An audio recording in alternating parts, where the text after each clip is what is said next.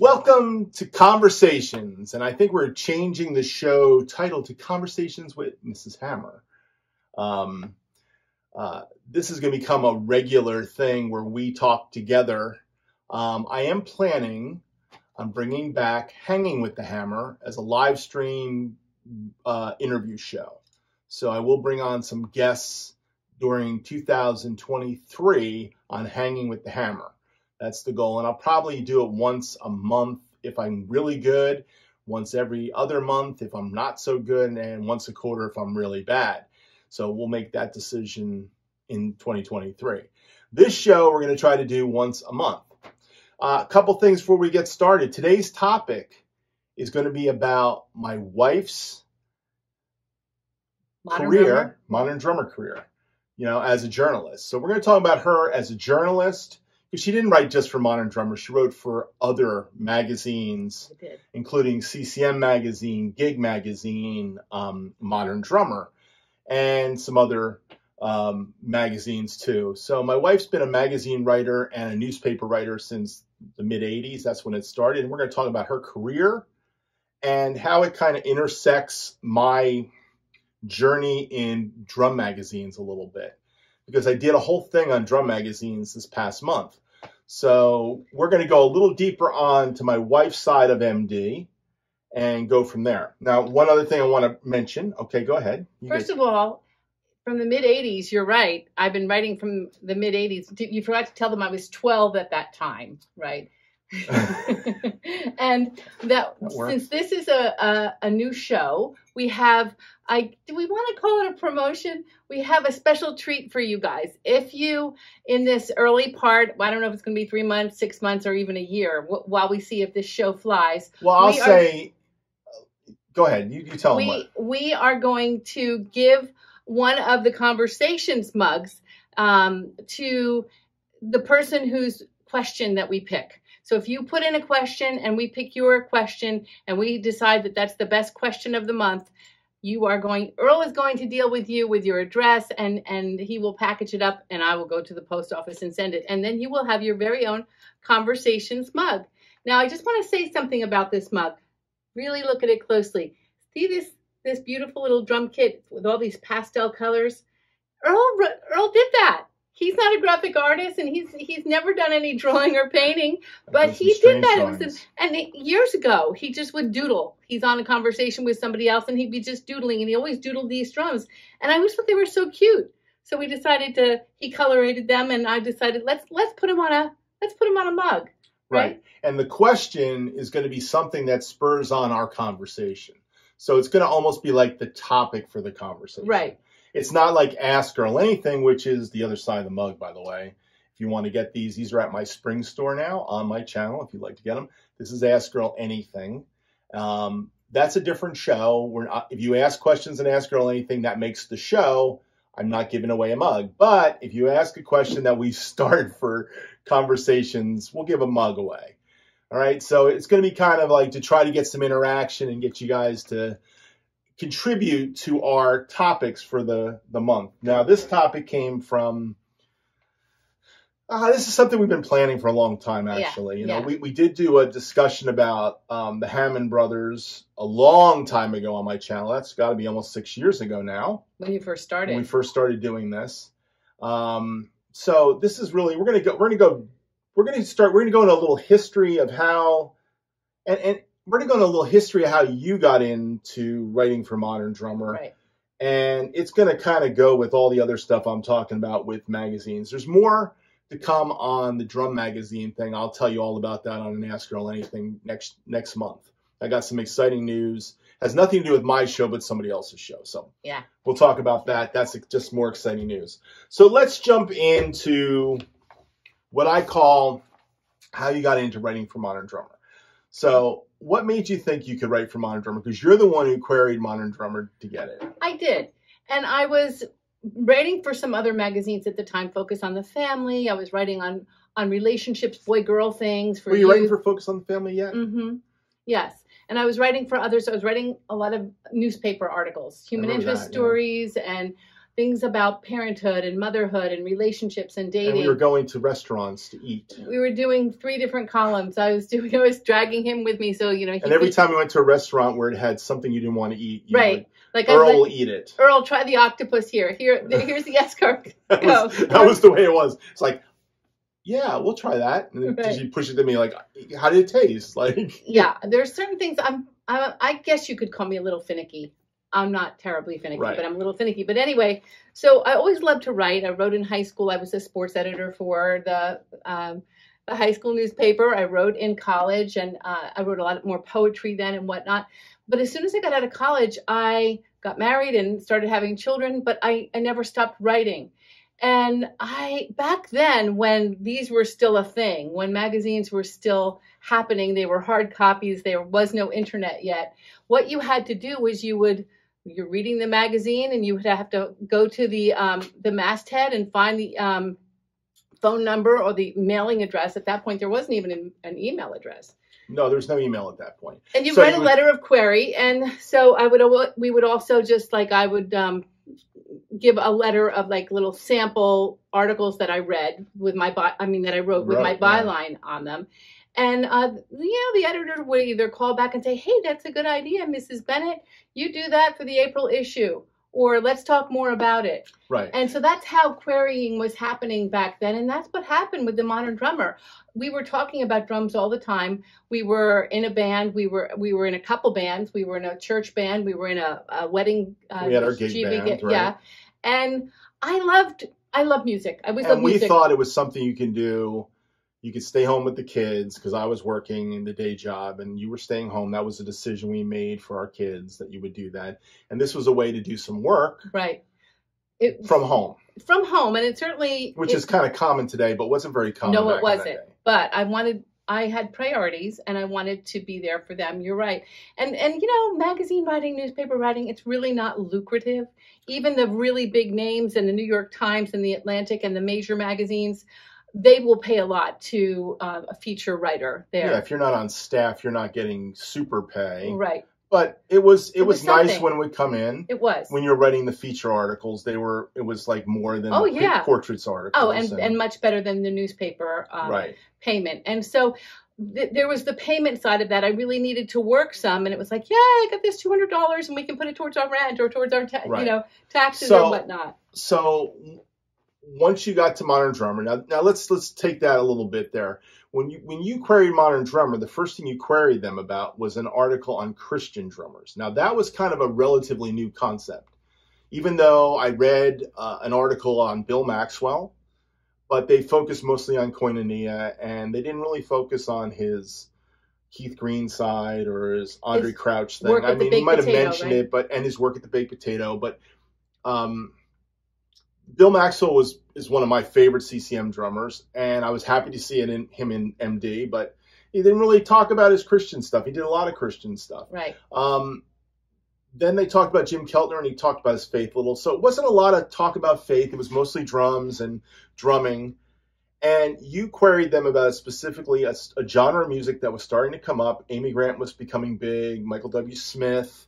There was a whole CCM scene prior to the 80s. CCM was really Jesus music. It was Jesus music. Yeah. There was no such thing really as CCM, contemporary Christian music, in the 70s. Some people might say that, that was a category. It wasn't a category yet. People were just on their guitar. Nancy Honeytree, and Larry drums, Norman. Some had drums, some didn't have drums. Right. The rock music was very unique, and it's something I enjoy covering. And they've seen covers of mine by Second Chapter Backs, Bill Kagi, Keith Green, Michael Lamardian. All kinds of people that I've done covers on. So with that said, when you queried them for CCM, that was something relatively new, and you were in a niche that was never really explored. Right. And your first article in Modern Drummer was called Christian Drummers Part 1, and then there was Christian Drummers Part 2. We only got to do 6 of them. I only got to do 3 and 3, but I could have done 13 or 15. I wanted to do more, but that's what I was. Yeah, and this was the first issue. This was called Drummers of Contemporary Christian Music, Part 1. And why did I choose John Gates? Let me just say why, okay? I loved Glad. Glad, the band, it was before their big a cappella stuff. Most people, if you ever followed the band Glad, it was in the 90s, and it was all this big acoustic music and all these And who albums. introduced you to Glad? I don't know. I thought I knew Glad. No, you didn't. I introduced you to Glad. And then we saw Glad. Who introduced you to Phil Keaggy? Not you. Ron Lorenzo. But that's beside the people on an album. You got me off my mark. I was talking about John Gates. But I know. And we're going to talk about John Gates. But the funny thing was, the drummer that you interviewed from Glad is the second drummer in the article, Art Noble, who's a friend. Right. Artie was a great drummer. He wasn't a friend before we did the article. No, he wasn't a friend before, but he's I see him on Facebook and stuff. Yeah. We hit him up every once in a while, say hi.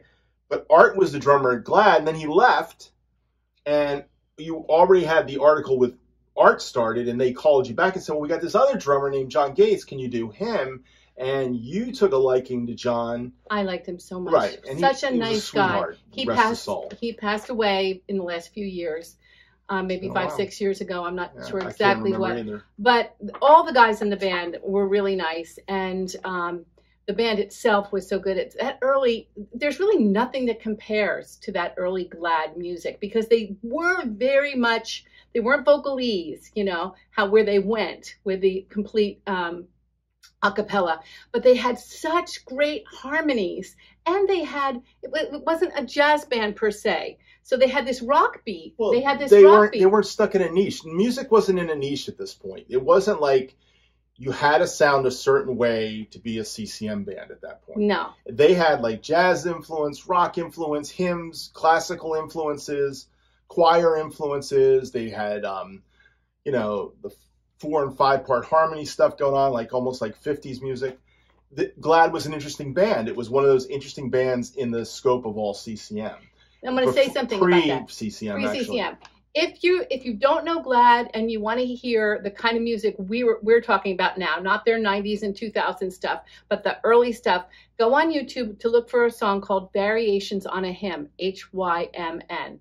I show my students this in the music and the art of it because it's so cool. They take a song that was really written in the 1500s. That's a hymn. Yeah. Okay, and they played it in different styles, like a California Beach. I wouldn't recommend that one. I would recommend the Green. I know. I'd recommend the Green album. But let's go back to the drummers, because we're talking about drums today. Remember, we have Life, Love, Wisdom, and Drums. But right. I want to talk about all music. Well, we're going to talk about all music, and I want to talk about these articles. What happened in these articles? Okay. So I got to bring us back into focus here. John Gates, great drummer. He actually gave her an album credit on the album that, was it the acapella album? It was the Green album, I think. No, the Green album was well before. Let me ask you a question about Green album.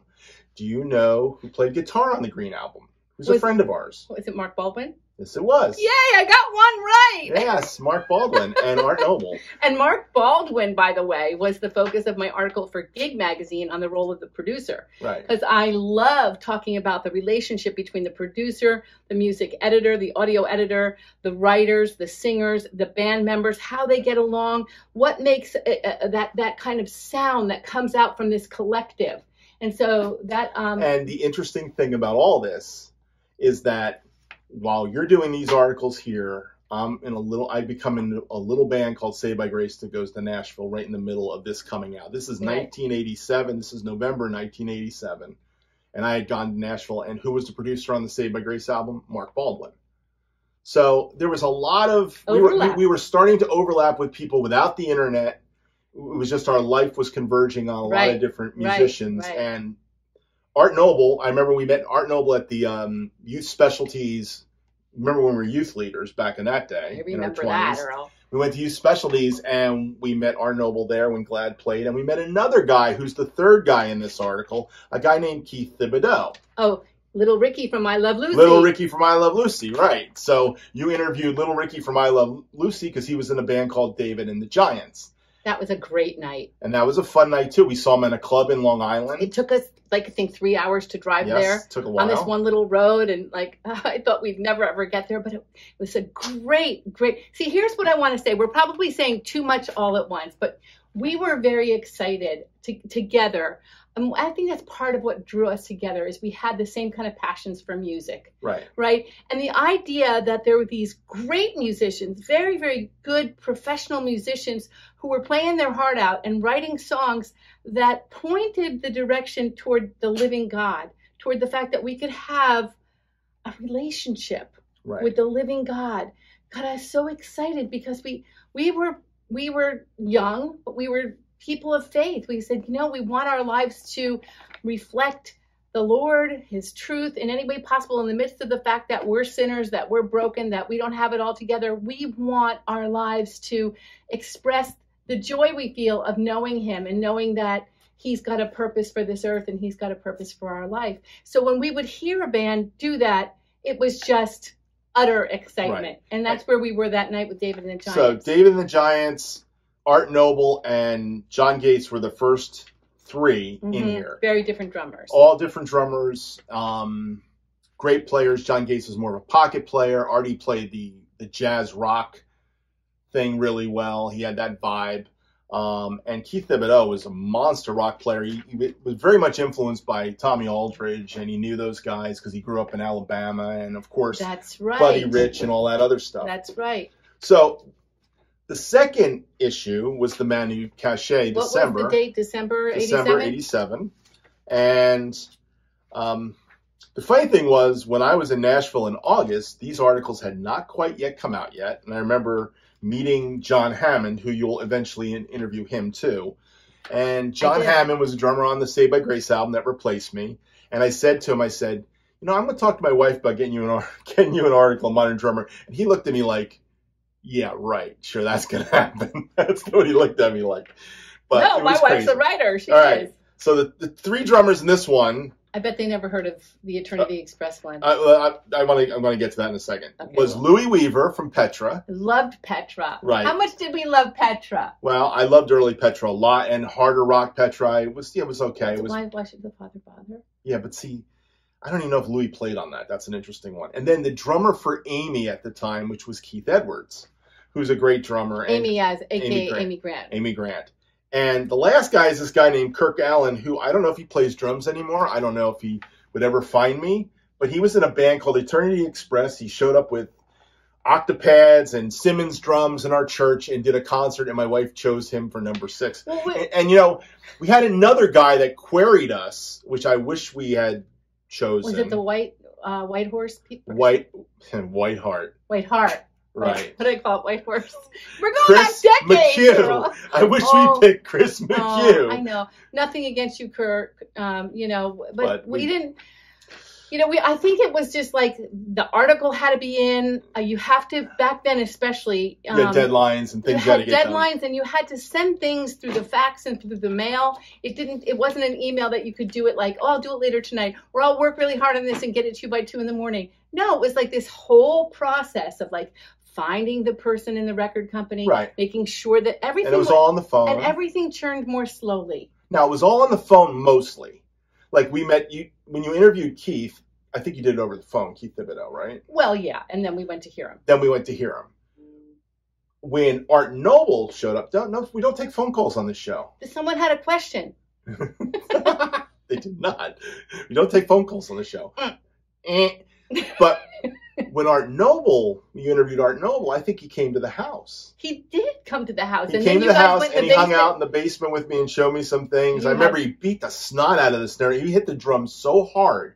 And this was before I went to Nashville, and I was told by the engineer, hit that snare drum as hard as you possibly can, and the kick drum as hard as you can. Before you started being called Earl the Hammer. Oh, this was way before I was called the Hammer. I became the Hammer after Nashville, because they made me hammer out the snare and the kick and play the hi-hat and the cymbals back. I guess I didn't really have that down at that point. Sounds like you had kind of a lot of fun with me writing these articles for MD. Well, that was the most fun part of it, was meeting the guys that you got to interview a lot of times. And like you said before, and how did you know Glad's music? Well, and how did you get to talk to Bill Maxwell?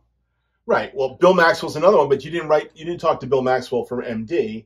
You did. That was a different article. Right. Different magazine. That was CCM. Yeah.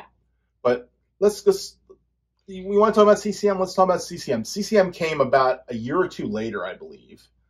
And that was the only way you got to interview two of my other favorite drummers, Bill Maxwell and Paul Lime. Yeah.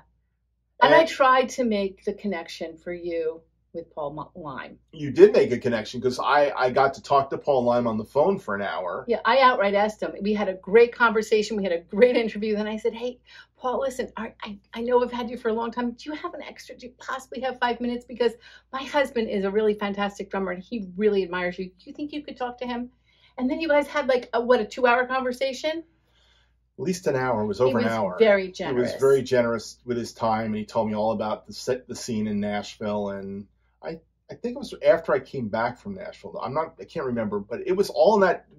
It seemed like you were getting all kinds of work, and yeah, it all started to happen because of MD. MD brought CCM next. Right. You queried at the same time, but it gave you creds. It did, and then after a while, I did a lot of work for CCM. I ended up being contributing editor and having a monthly column. You know, that's a whole different story. You did a lot of CCM artists, but what was like fun? The Imperials, all kinds of. Oh yeah, Russ Taff. I mean, he was a great. Well, what I wanted to say about MD and the people that I interviewed was, it was cool because, I mean, some of them were, you know, men of faith and some were not. Obviously, those 6 drummers in that article were.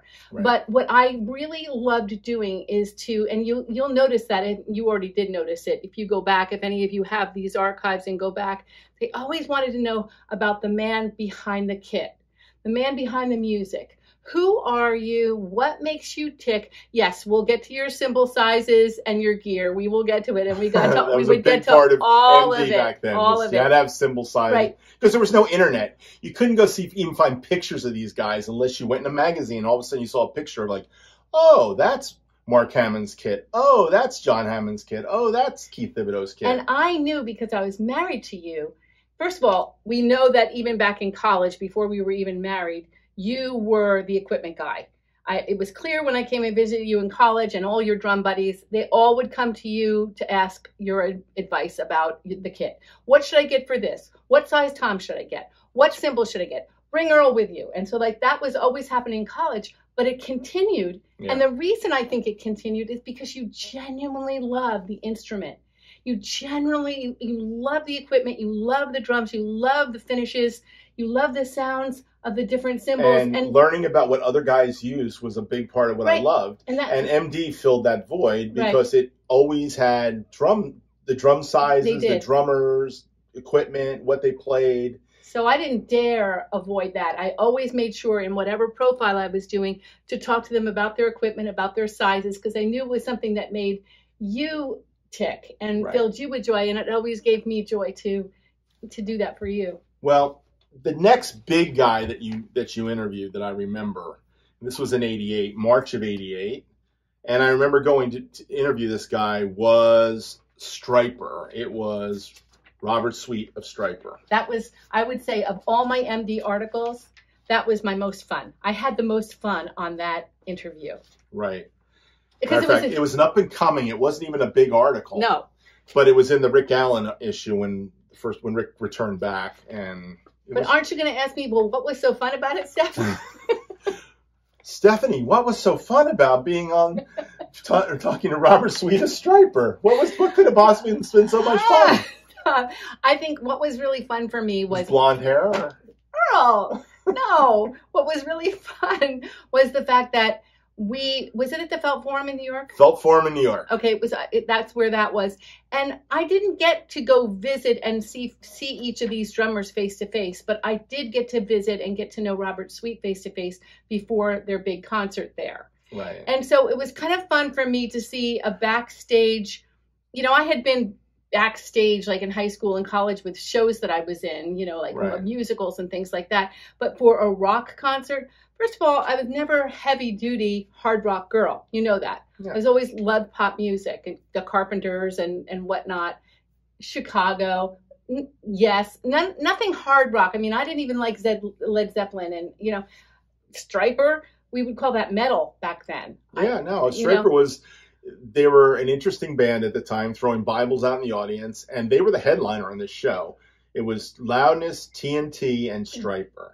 I used to call them thunder, right? Thunder and loudness. No, but you're right. And so what was kind of cool about that is here are this bunch of guys who were young men of faith who took their faith very seriously and wanted to kind of help others. They thought throwing Bibles out in the middle of their music, right, someone might get one and read it and really be encouraged and find hope in their life through Christ. Well, whatever. I'm not saying I thought that was a good idea. That was just that's what they did. That was their thing. What was so much fun about it was Robert Sweet did something I did not anticipate. I'm back there. He just looks like a normal guy with a blonde ponytail, right? And he comes out like they came out like Kiss almost. Well, he was like Kiss. They had a Kiss kind of vibe to him. So it was kind of. I mean, Kiss was heavy metal, so these guys dressed the part. They really did.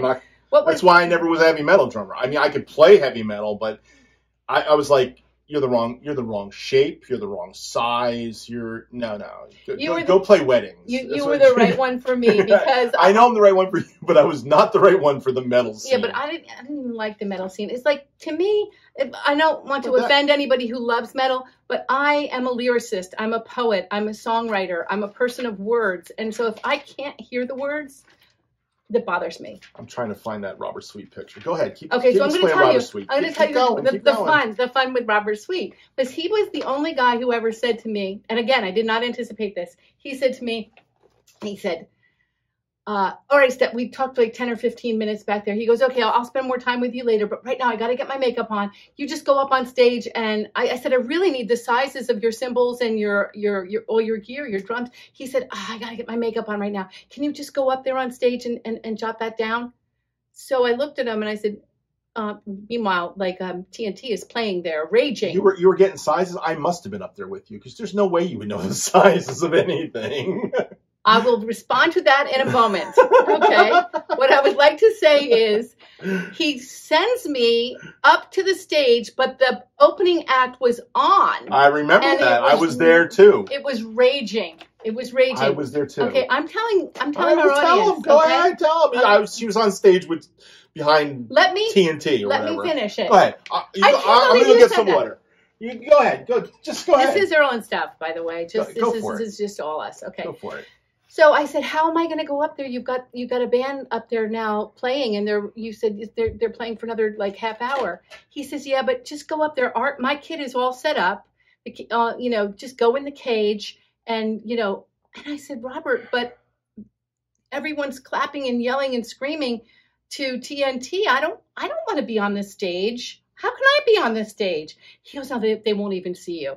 Believe me, the way everything's lighted, we go back and forth all the time. Nobody in the audience. You're behind the scrim, the black scrim. Can see. Yeah, but it was see-through. We could see out, but they couldn't really see in. Right. So which was kind of cool. I said, okay, and I looked at you, and we walked over to the stage, and you stood at the edge of the backstage, kind of spotting me. Watching me, making sure I was okay. I was still a safety guy at that point. Yeah, but I don't think I was officially a safety guy, but I had that in my mind at that point. I got up there with my recorder and my little pad and pencil or pen. Remember, this was back then in the 80s. Oh, yeah. And I stepped inside. He had about this much space, I don't know, 4 or 5 inches around the drum kit, around the cage, that you could kind of like walk along the edge, right? And I walked along the edge and went into the cage and sat on his throne and just sat there and got my bearings, because, as I said, the music was raging. And I started looking up. It was really the most interesting kit setup I had ever seen.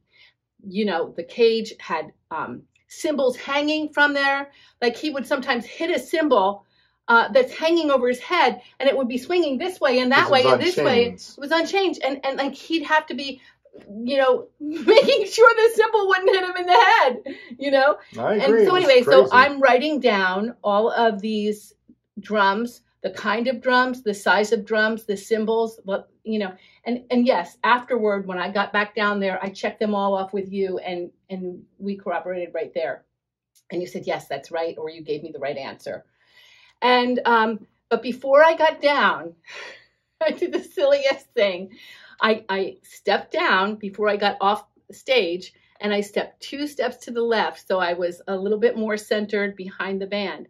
And they were playing, And I don't know what got into me because I don't know what got into me, but I just started playing air guitar, like air guitar. It was so much fun. It was kind of I like let loose, you know. I thought this is crazy. Like, how did I get up here, you know? And so that is my story about why that one was so fun. Okay, Robert Sweet was fun. Anyhow, that was an interesting one. And I always ran the sizes past you. I'd say, does this look right? Yeah, I mean, I know he also confirmed it because there was absolutely no way he didn't. Oh. Or they sent us, we might have been with his drum tech. So I think we could get the information from, because he had a drum tech. Well, that might have happened too. But because if he wasn't with us, I thought he was, but if he wasn't, it was the drum tech. No, the drum tech wasn't with me when I was up there. I was by myself.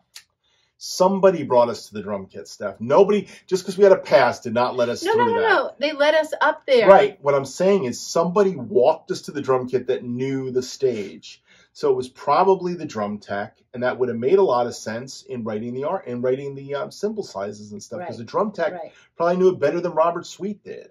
Whatever. No, that's just the way it worked. Sure, I'm sure. So. But that was one of the Modern Drummer articles. There were a couple others that we chose to talk about today. There were others. There were quite a few other articles. I didn't show. I gave you these to kind of look at. You know, we talked about John and Mark Hammond. And that came because of me going to Nashville and meeting John Hammond. Right. And Mark was the guy that was on everybody's album back then. He was on Michael W. Smith's album, which I didn't know until I played a cover of it. He was on a ton of people's albums. Yeah. He was the guy. So, but near the end of your career, you started to break away from CCM with MD. I mean, ended the career with MD. You actually did John Riley's first portraits, which we went to the we went to Village Vanguard. The Village Vanguard in New York to see John Riley playing with the Mel Lewis Big Band. And that was a real experience. That was a fun one. He did one on my friend Pat O'Donnell when he was on Broadway, doing his Broadway gig. Pat's very talented. Yeah, Pat's very talented. And you also did one on the Rippingtons, which was one of my favorites, because when you did the article on Tony Morales, I don't think you mentioned Steve Reed, the percussionist, other than maybe in the article mentioning like how do you play with Steve, you know, because they were a big percussion drum, you know, Fuzak band, I call them, you know. I don't know if they'd like that, but I don't think they're ever going to see this. But Tony Morales, you know, the next time they came to Club Bennett in New Jersey, where we saw him the first time, and you interviewed him over the phone, he used my drum kit. Right, that was fun. And you didn't come with me, but I brought Matt and your friend Richard and his kids and a couple of other friends, and we stayed there for 2 shows, and we were up front, and we got to hang out with the Rippingtons backstage. So that was a lot of fun. I liked the Rippingtons article. I think that might be the favorite one that I wrote, where Robert Sweet was the most fun one. And I rather had, like, I was happy that you and the kids and friends went. I didn't need to do that. It's not like I ever got away from or wanted to get away from music journalism, but you know what started happening. Yeah, what started happening is I went back for my grad degree, I went back to my master's, and I went back to my finally get my PhD. And it's like that is kind of all encompassing. It's just it can kind of eclipse everything else in your life. It changed directions as our kids were growing up. You were coming into the workplace. You had an opportunity to go for your master's. You got your master's. When we moved to Florida, you ended up going for your PhD. By the time we did your album, you were so fully in your PhD that you never toured with the album. We never even did any gigs with the album. We released a 10-song album that never got really played out, but maybe once or twice acoustically with a djembe and an acoustic guitar. We sang You Are or something. You are, right. You are. Right. So, I mean, truthfully, when we talk about when it changed for you was when you were starting to grow into the professor and the other role you were going to go to. And that's when the music industry and the publishing industry really started to change too. Right. And there's a lot in that we can go down. I don't really want to go down that road. Let's stay focused on a couple more articles that happened or didn't happen, let's call them. Okay. Okay. There were a couple queries that you made that didn't turn into what we thought they were. One that was really special, and it was the late 90s, right at the end. I think it was the last thing you did was you ended up writing something on Bermuda Schwartz, the drummer for Weird Al. Yeah, I did. And it was a little piece. MD wouldn't give you a real article. They wouldn't let you have a real article at this point. I think Bill Miller might have been the editor at the time. And it was starting to change. The magazine was changing. The magazine was going to smaller, less long form. Bermuda Schwartz, by the way, is an amazing drummer, can play any style of music, playing with Weird Al. He was an amazing drummer. He never got the article in MD that he deserved. He never did. He was just kind of looked over. And I was bummed because he spent a lot of time with you. He took you on stage at Hershey Park, I remember. He was wonderful to our kids and the McCula kids. It was just a wonderful experience. And when he came to town the next year, I took Sandra and Becky and Dougie to Hershey Park? No, to Trenton. And it wasn't Trenton. No, it wasn't Trenton. No, it wasn't Great Adventure. It was Camden. It was an arena in Camden, and we saw him. And we went backstage and saw him again. And he was gracious. Even though he wasn't getting the real article, he was still gracious to us. He was one. And the other one who you didn't write a word on, but was one of our favorite drummers. He played with Rich Mullins. He played in the studio, a guy named Steve Brewster. You queried them for Steve Brewster, and Steve Brewster got shot down completely. No, we're not doing Steve Brewster. And Steve was nice enough to spend time on the phone with me for an hour at night one night, and he talked to me for an hour about the recording industry in Nashville and how he was doing and what he was doing with it and how he played on Rich Mullins tracks and other things. And I was really blown away by that. But you never could get him an article. So your career as a music journalist, and we really just scratched the surface with MD because the majority of your career was really CCM. You did a ton in CCM. And then you started writing for Brio and Breakaway, the youth magazines focused on the family. And it switched to academic articles and articles about social media and digital culture and how much that has changed. It's funny being people who have lived through that change.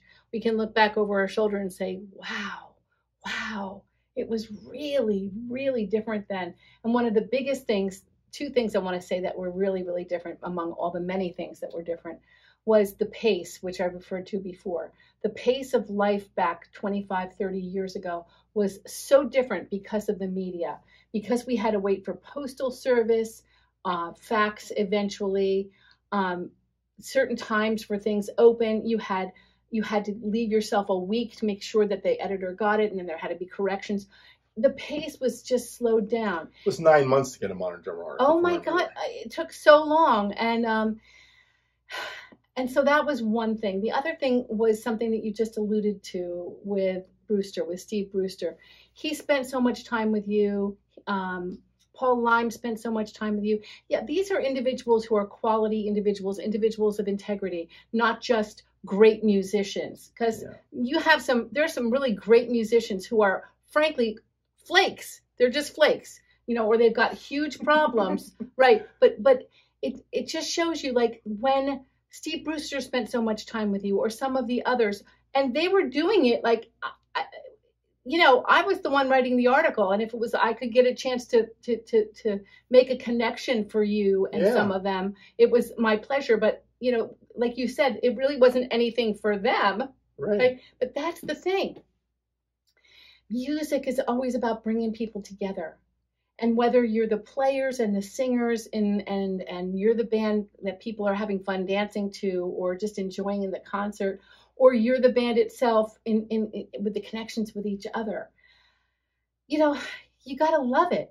It's the real thing. And when everything gets just truncated and reduced to marketing and money and how many likes you can get and how many likes you don't get, and you'll do this if you do that, and tit for tat and all this stuff, it is so depressing, and I think that's one of the reasons why you spend so much time sharing your passion on YouTube, because you have it and there's many others who have it too. It's not about you getting anything, and the same thing with me. I do my little show, The Secret Place. I'm starting this show with you, Conversations. It means a lot to me to connect with people who want to connect on a real level, on a level of I love music too, or for faith even, I love the Lord too, and or I care about friendships too. These things sometimes have got seems like gone out of style, Right. you know? And so in our very little way, we're trying to, hold back the tsunami of destruction and say, no, these things still matter. They're still important. It's worth taking the time. It's worth taking the time without counting the cost of how much money you will or won't get, how much notoriety you will or you won't get. And that's the last thing I wanted to say. I am so happy that we have been able to live our lives and we have not gotten sucked into the need to strive for celebrity. The people that I interviewed, many of which you talked to, many of them are the same way. At least when I interviewed them, they were that same way. That was the interesting thing about all the people you interviewed. Yeah. Was they're just real people, like Greg Morrow. We didn't mention Greg Morrow, but you interviewed him. What a great guy. And Terry McMillan. Was Terry included in that article, I think? Yeah. Yes. He was included. We didn't talk about Abe Laboriel and his playing with Bill Maxwell, the bass player. Abe. Yeah, we didn't. There's a lot of things we missed, but the point I was getting to is that these people are real people. When you meet them in real life, they're just nice people, and I've run into Greg a couple times in Nashville. You were with me one of them. Fork's Drum Closet. Fork's Drum Closet. Where else would you run into a drummer? You know what I mean? Famous drummer in Nashville, you'll run into famous drummers. It's how these people are. They're just nice people, and that's what we learned, and that's what we learned every time we went backstage and hung out with them and got to talk to them. I mean, Tony Morales, Steve Reed was wonderful. I mean, Steve Reed was asking me for years to come to concerts until we lost touch. I remember that. And unfortunately, I couldn't always go because I was traveling so much with business, but. Anyhow, that's the point of this. I wanted to share my wife's career at MD and give you a different perspective of a different time of publishing. I think that there's a lot there we could talk about as far as the way things have changed, but I don't want to focus anymore on this. All I wanted to say was thank you all for watching and being subscribers to my channel. Please like and subscribe. By the way, if somebody asks a question and gets us started for another one of these conversations, free mug. We'll send it to you. With Earl's Doodles. Right. Of course, if you want the mug without sending a question, you can always go to my store and buy this or one of the t-shirts.